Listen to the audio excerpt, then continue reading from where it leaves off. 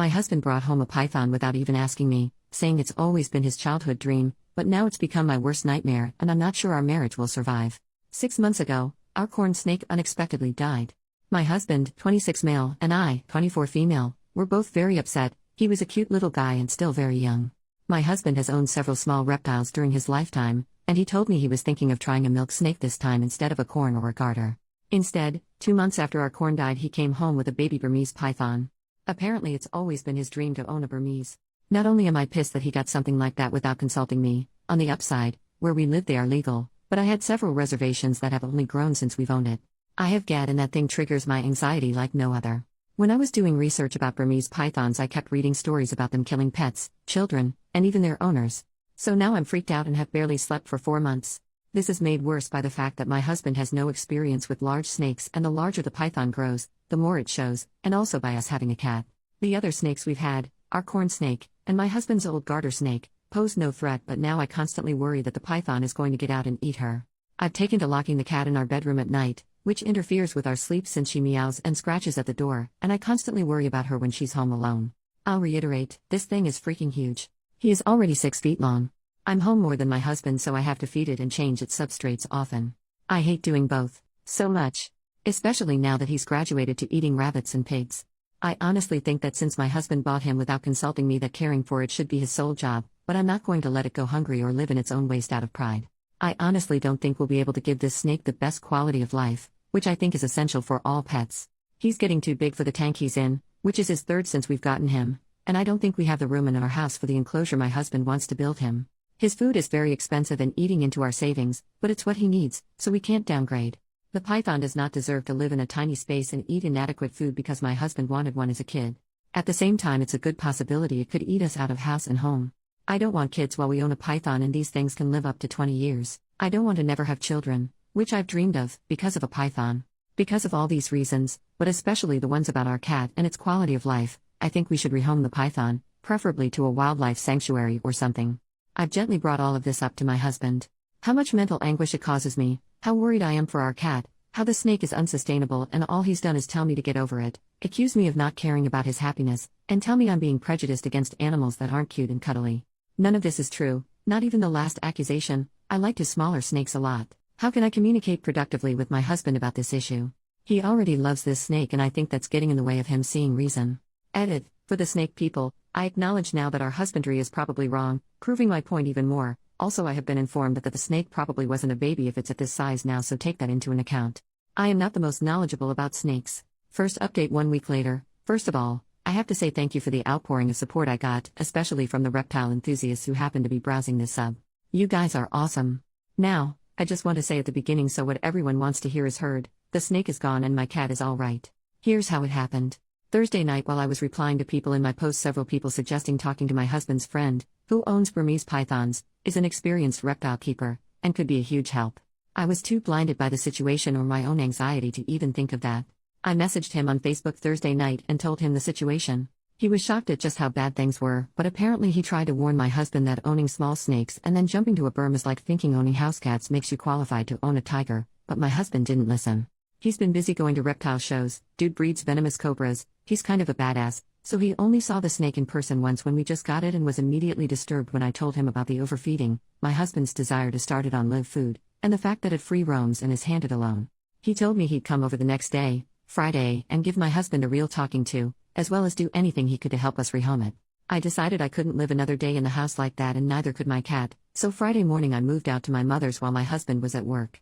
It was a bit sneaky, but I knew that if I tried to leave while he was home he'd try to convince me to stay. I called him on his lunch break though and told him I'd left until the snake was gone. He was very upset, but started accusing me of being so petty as to let a snake wreck our marriage. I had nothing productive to say to that, so I told him I'd talk to him later. Well, my husband's friend was so angry at what he saw of the snake that when he got to the house when my husband was home from work, he gave him the tongue lashing of his life, and told him in plain terms that now that he saw how woefully inadequate we were as big snake keepers, there was no way he was going to let the snake stay at our house. Being yelled at really affected him. When my husband drove over to my mother's to talk to me, he looked like a kicked puppy. He broke down and told me that he loved me, that he was sorry for the hell he put me through, and that it had taken having reason yelled to him by an expert for him to really see what was going on, and that he understood now that the snake could no longer live with us. I know that at that point that the sorrow he felt was due to having his snake taken away, not of real understanding, not yet. So don't worry, he's not completely off the hook. It was cathartic to hear though.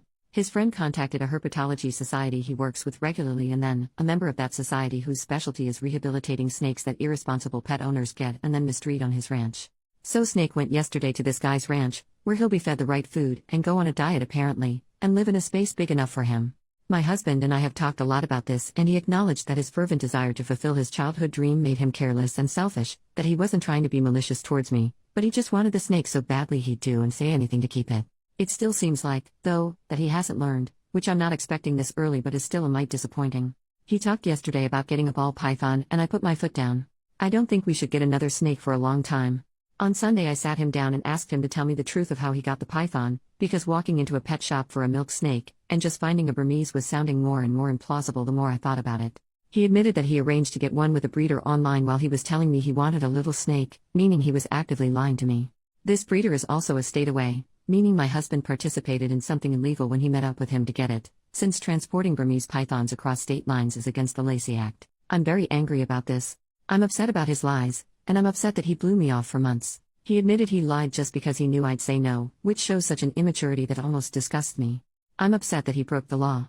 I'm upset that he only listened to what I told him when it came from someone else. Apparently he's been having a quarter-life crisis that he didn't tell me about, because he feels that he should have accomplished more with his life at 26, he never went to college. I feel sympathy for him with that. But that's no excuse to treat me badly. I moved back home with Kitty last night, but our marriage is in severe jeopardy right now due to the lying and the lack of respect my husband has shown me. But I made vows to stick with him and I don't take those lightly. We're going to be getting counseling, which I hope will make him really see what was wrong with what he did, rather than a knee-jerk response to being in trouble, so to speak, and will strengthen us. If not, well, I'll have to consider my options. Second update 1 month later. Hi, I'm back. The snake is still gone, but I guess I'm coming back out of desperation. People messaged me wanting to know how I was doing anyway. On the surface, therapy has been going well.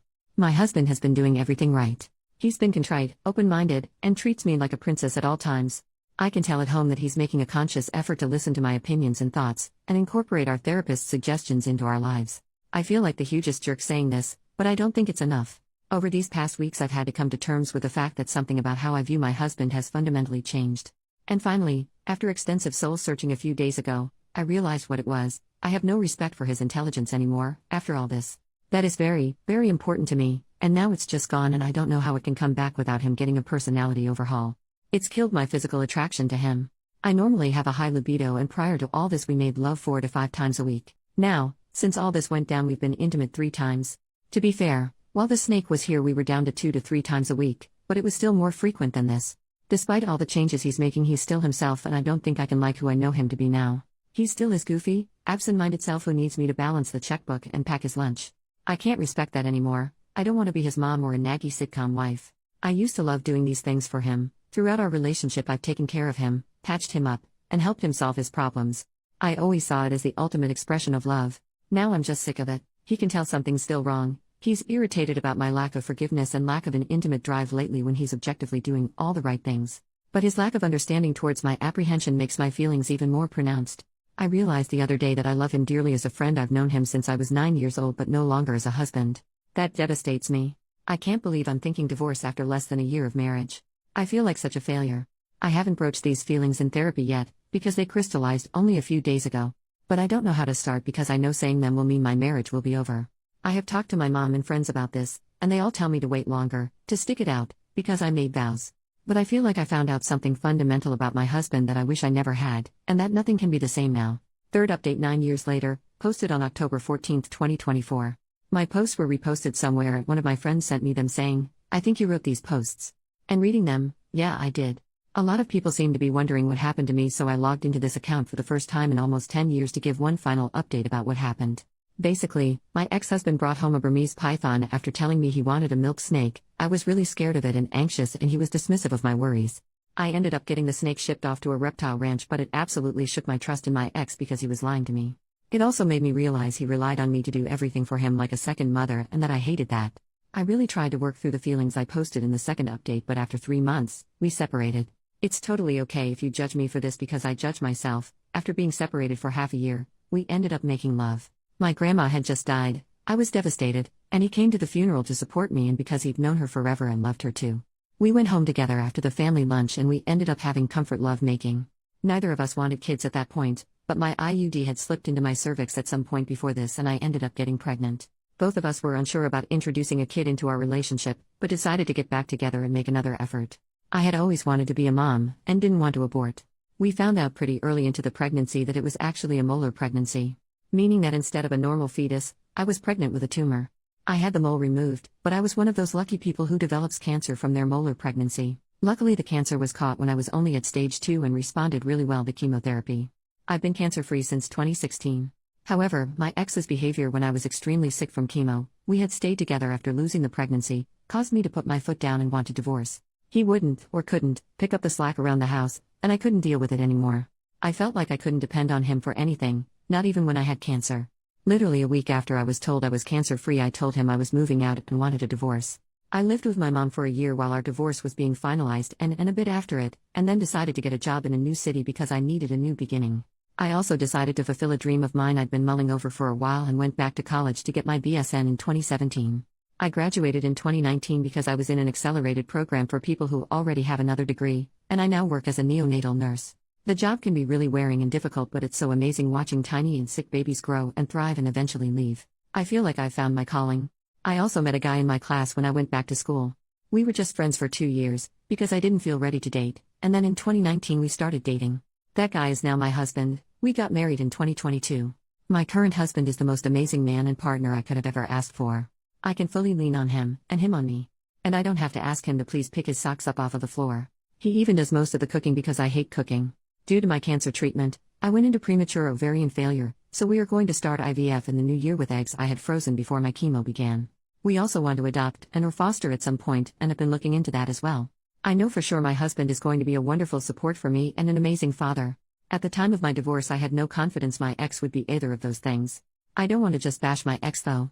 He is doing much better since we got divorced. A month after I left for good, he attempted to off himself and was put on a 72-hour hold at the hospital. He took their advice to follow up with a psychiatrist seriously, and was diagnosed with ADHD. It explains so much about how he was when we were together. A little later on, he was also diagnosed with autism. I don't speak to my ex because it's too painful for both of us, but my mom is still close to his mom and has given me some updates. He's taking medication that's really helped his ADHD, and was able to go to trade school. He has a much better job now and has been in a steady relationship. I wish him all of the best. I look back on my old posts and all I can do is shake my head. I was putting up with so much I would never put up with now. I was so grown up because I was 24 and married, but clearly I still had maturing to do. Part of me feels sad for my ex too, because he was struggling for so long and I was writing him off as unhelpful. However, even though he had a medical reason for being inconsiderate, I still had to do what's best for me, and I was at my breaking point. Considering his success, I think we're better off without each other. Oh, and I still talk to my ex's friend the cobra breeder from time to time. Bucatini the Burmese python is still doing great in his new home.